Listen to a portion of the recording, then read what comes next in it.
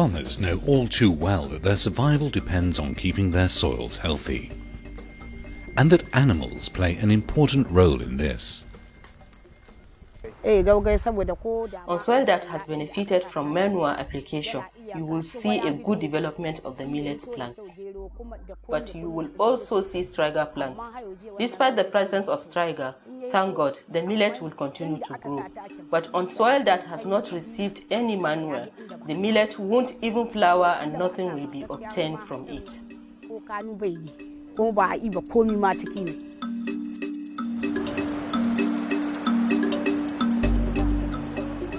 A changing climate and growing population, along with rising land values and a desire to settle, have led to a shift towards mixed crop livestock systems.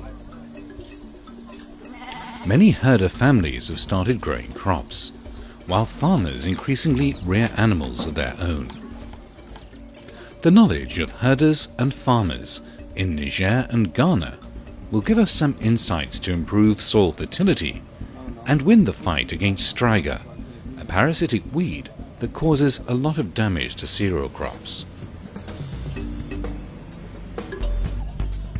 Overnight tethering or corralling animals directly on the field returns both manure and urine to the soil. In particular, the urine is rich in nitrogen for your crop. In addition, it doesn't require a donkey cart nor any labour in manure handling, storage and spreading. But when you don't have animals of your own, a good relationship with a herder's family has a lot of benefits. Let's listen to a herder and a farmer in the region of Maradi, southern Niger, about how they collaborate. Yadda muke gani suna yi kaman lokacin sakowa gonakai sun saki cikin rani suna iya mai gona yake macayi da Allah ni gona. About tethering, what we do in our village, once the fields are harvested after the rainy season, the farmer sees the herder and lets him know that his field is in poor condition. To remedy this, he asks the herder to leave manure from the cattle on the field. They agree on the place where the herder can camp. The herder can stay there for a week or 10 days or even 20 days before changing his camp. This type of contract is usually based on friendship between the two.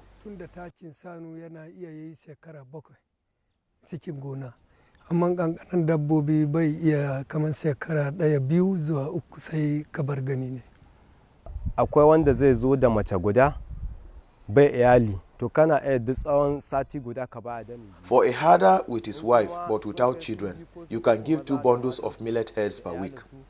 If the family is larger, the weekly ration can vary between 3 to 4 bundles. Some herders are interested in the crop residues left in the field. In that case, if you both agree, they will camp in your field in compensation for the crop residues that are eaten by the herds. There are also those that need neither food nor crop residues. It is money that interests them.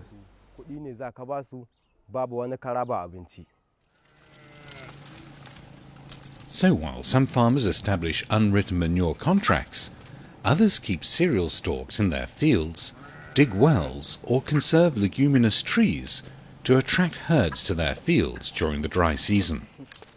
Some native trees, such as the thorny acacia, provide shade, fodder, fix nitrogen from the air, and improve crop growth. Arogi Bugao tells us why he thinks trees matter. The acacia and other trees fatten the animals, improve their milk production, and their youngsters grow quickly. Me, I'm not a farmer, but I know nonetheless that the trees are very important for the fields. Where there are enough trees, there is less wind and the earth conserves its moisture for a long time.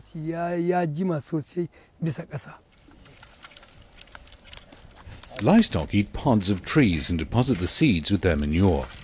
This helps farmers manage the natural regeneration of trees in their fields. The type of food the animals eat will also affect the quality of their manure. The manure of animals fed pods of leguminous trees, for instance, has a long effect on soil organic matter. Different animals also produce different quality of manure. Let's listen to Adamu Umaru, who has animals of his own and collects additional manure from herders in southern Niger. The manure we bring to the field are of three types. We bring the manure of goats, we bring the manure of camels after establishing contract with the Tuaregs, and we also take manure from our own cattle.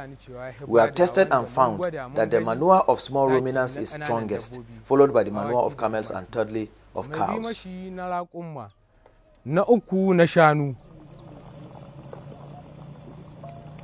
Fields where animals were tethered or corralled have less striga compared to fields where manure is added from elsewhere, as one farmer in northern Ghana explains.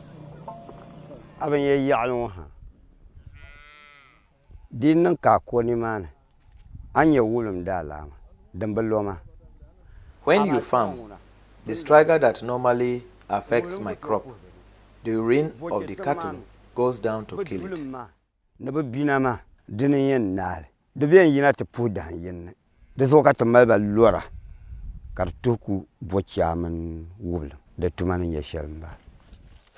Now that we know the benefits of livestock and manure, let's look at ways to make the most of it. First, too much manure in your field leads to nutrition leaching after heavy rains.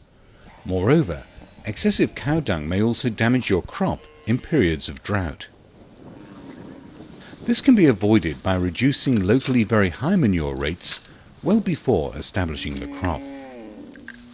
In fact, manure from fields where lots of animals have stayed for a long time could easily fertilize an area 2 or 3 times larger without a loss in yield.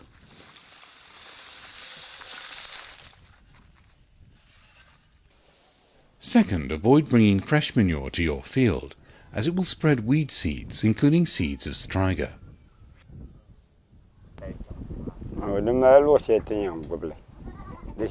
We normally dig a pit and put the feces in it up to the time of the rains. When it rains about 2 times, everything will start to decompose and become hot. The grass seeds will have died. You then extract the compost and send it to the fields.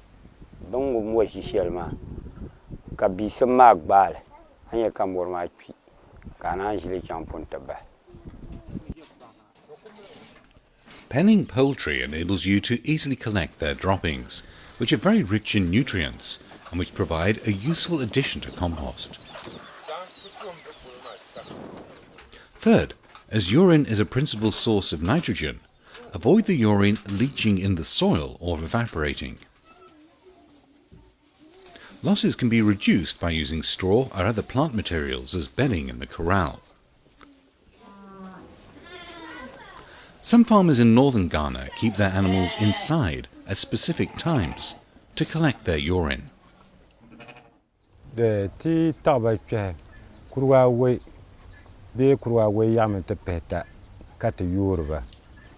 When I let the animals out of the pen, it is around 9 o'clock in the morning. Before that time, they will have urinated and shit. When it gets to 12 noon, they come back to eat. In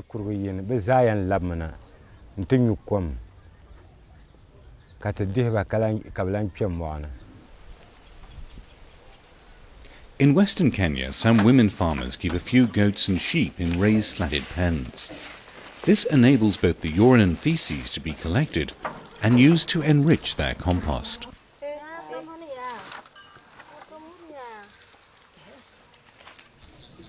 Fourth, avoid feeding striga to animals at all times, as their dung will spread the striga seeds. Finally, crop residues should be free of striga, as grazing animals can spread its seeds, so hand pull striga even after crops have been harvested.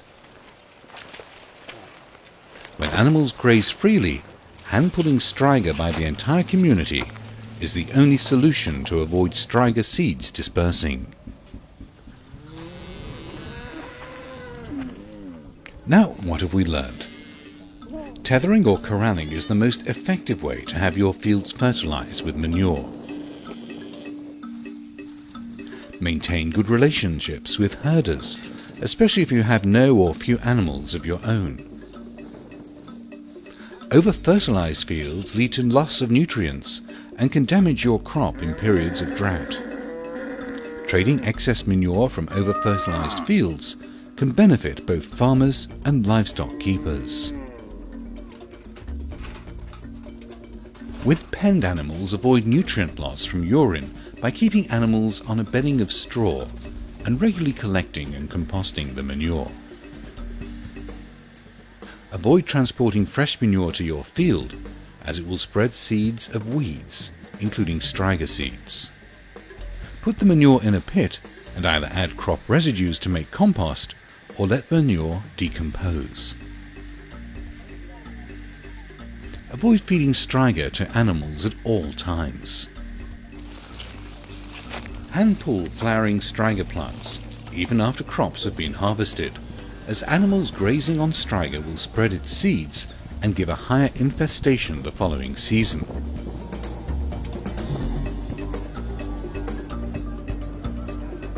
As you've learned a few things to improve crop-livestock tree interactions, make sure to share these insights with your fellow farmers and herders. To fight striga and obtain a productive soil and crop, trees and livestock play a crucial role.